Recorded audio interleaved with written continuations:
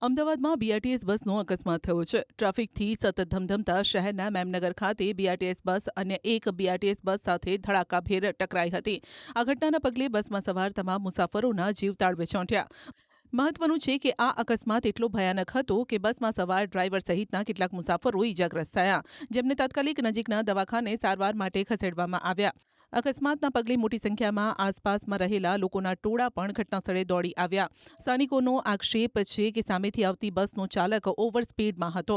જોકે સદનસીબે મોટી જાનહાનિ ન થતાં સૌએ રાહતનો શ્વાસ લીધો, પરંતુ બીઆરટીએસ બસના કાચ ફૂટી ગયા.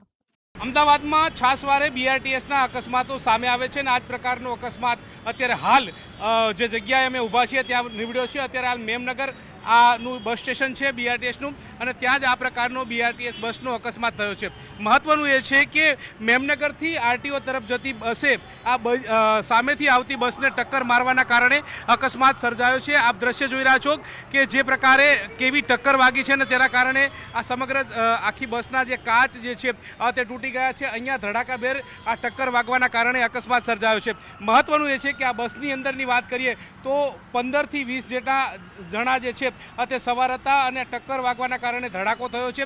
ધડાકાભેર થતાની સાથે 5 થી વધુ લોકો જે છે તે ઇજાગ્રસ્ત થયા છે. ખુદ આ બસના ડ્રાઈવર જે છે તે પણ ઇજાગ્રસ્ત થયા છે. મહત્વનું છે કે તમામને સારવાર અર્થે નજીકની હોસ્પિટલમાં ખસેડવામાં આવે છે, પરંતુ અકસ્માતો છાસવારે થતા હોય છે અને બીઆરટીએસના અકસ્માતો બંધ થવાનું નામ નથી લેતા અને વધુ એક અકસ્માત અત્યારે હાલ જે મેમનગર ખાતે થયેલો જોવા મળી રહ્યો છે. બસમાં બેઠા હતા અને એકદમ સામેથી બસ આવી અને સામેથી લઈ લીધી ઝપટમાં એકદમ આવીને. સ્પીડમાં હતી બસ? હા, એ સામેવાળી બસ સ્પીડમાં હતી.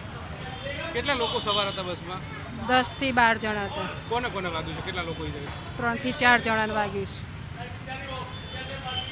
હું સાવથી બીઆરટીએસથી બેઠો હતો, ઈસનપુર જતો હતો અને ઓચિંતાને કંઈ ખબર જ નથી, જોરથી ધડાકો થયો અને મને આંખની પાસે કાચ ઘૂસી ગયો.